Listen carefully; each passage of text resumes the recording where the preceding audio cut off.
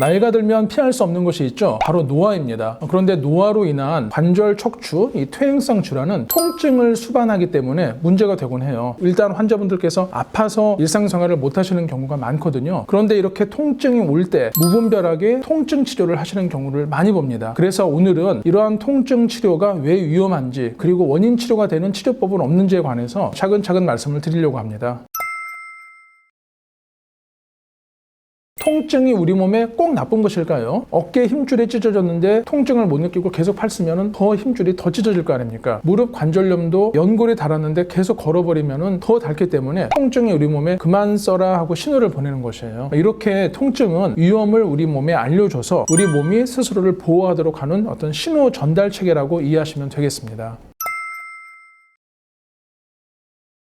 그런데 어르신들이 아프실 때 병원 가서 뭐 하십니까? 바로 통증 치료를 받으시죠. 흔히 말하는 뼈주사나 스테로이드 주사를 아픈 자리에다 맞으시기도 하시고, 특히 허리가 안 좋으신 분들은 요즘에는 시술도 많이 받으세요. 그런데 문제가 되는 것은 아플 때 생각 없이 받는 통증 치료나 통증 주사, 통증 시술이 인체에 장기적으로는 해로울 수 있다는 것이에요. 이렇게 통증을 줄여주는 주사나 이 척추 시술에 주로 사용되는 약 성분이 스테로이드라는 것이 있습니다. 인체의 호르몬 성분인데요. 염증을 줄여주는 효과가 있기 때문에 아플 때 맞으면 통증이 확 좋아지는 아주 드라마틱한 효과를 내는 약재가 되겠습니다. 그런데 문제는 이 스테로이드는 인체의 부신이라는 장기에서 나오는 호르몬이에요. 그런데 이 호르몬을 너무 과량 외부에서 주입을 하게 되면 호르몬 체계가 교란이 돼버립니다. 그래서 염증으로 인해서 통증은 완화가 될 수 있지만 호르몬 체계가 교란이 되기 때문에 고혈압, 당뇨, 고지혈증, 지방간, 근육 위축이나 약화, 뼈 괴사, 심지어 심장 질환이나 녹내장, 백내장까지 일으킬 수 있기 때문에 이 스테로이드를 무분별하게 치료를 받아서는 안 되는 것입니다. 이런 스테로이드를 이용한 주사나 시술 외에도 최근에는 고주파 열 치료라는 것을 많이 사용합니다. 이 고주파로 아픈 척추나 무릎 부위의 신경을 지지는 것이에요. 그런데 한번 생각해 보십시오. 오래 이렇게 책상에서 업무를 할 때 목이나 허리가 아픈 통증을 느낄 때는 기지개를 펴거나 운동을 하잖아요. 그것은 스트레칭을 해서 좀 풀어줘라 라고 신호를 보내는 것인데, 이 고주파로 통증을 느끼는 신경을 다 지져버리면 24시간 계속 컴퓨터 작업을 해도 통증을 못 느낄 거 아닙니까? 그럼 결국에는 디스크가 터지거나 해서 신경마비나 큰 후유증이 남을 수 있습니다. 따라서 무분별하게 통증이 있다고 해서 고주파 열로 이 지지는 치료술은 조심하시는 것이 좋겠고요. 또한 고주파 열 자체가 신경 손상을 일으킬 수 있습니다. 그래서 통증 신경도 좀 좋아질 수 있지만 감각신경이나 운동신경이 죽어가지고 마비가 오는 경우도 종종 있어요. 그래서 이런 고주파 열 치료술은 정말 만성적으로 어쩔 수 없는 통증에 제한적으로 사용하시기를 저희가 꼭 당부드리고 있습니다.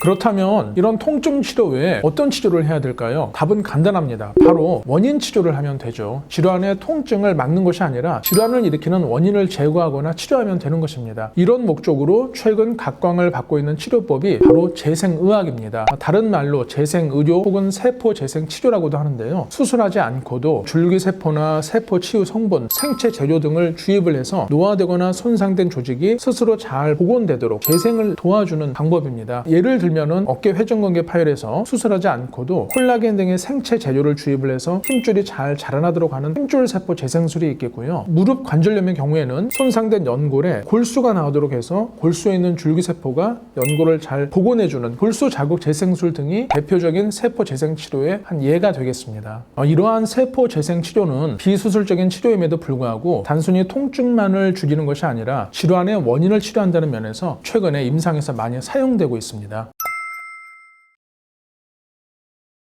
저희 금메달 정형외과는 이러한 재생의학, 즉 세포 재생 치료에 특화된 정형외과 병원입니다. 미국의 하버드 대학병원이나 메이오 클리닉, 시카고 대학병원 같은 유수의 병원에서도 당연히 시행을 하고 있고요. 미국 큰 도시 곳곳에 전문적인 클리닉들이 있어서 이런 재생 치료를 많이 시행을 하고 있습니다. 아직 우리나라에서는 금메달 정형외과처럼 재생의학을 중점적으로 특화해서 하는 병원은 많지 않은 것으로 알고 있어요. 2019년도에 캐나다 밴쿠버에서 열린 연골 재생학회도 또 발표가 있었거든요. 그때 갔을 때 그때도 한국부는 사실 저 혼자였고요. 매년 열리는 세계 연골재생학회나 재생의학치료학회 등을 가봐도 한국분들은 잘 못 보고 있습니다. 그래서 외롭기도 하지만 그래도 이 재생의학의 선두주자가 되기 위해서 매일 정말 열심히 진료와 연구를 하고 있고요. 실제로 저희가 발표한 논문이 있습니다. 정형외과 교과서나 미국 교과서에도 저희 논문이 인용이 되고 있어요. 무려 세계 석학들로부터 150회 이상 인용이 되고 있는 이런 부분을 저희가 보람을 삼고 열심히 해나가고 있습니다.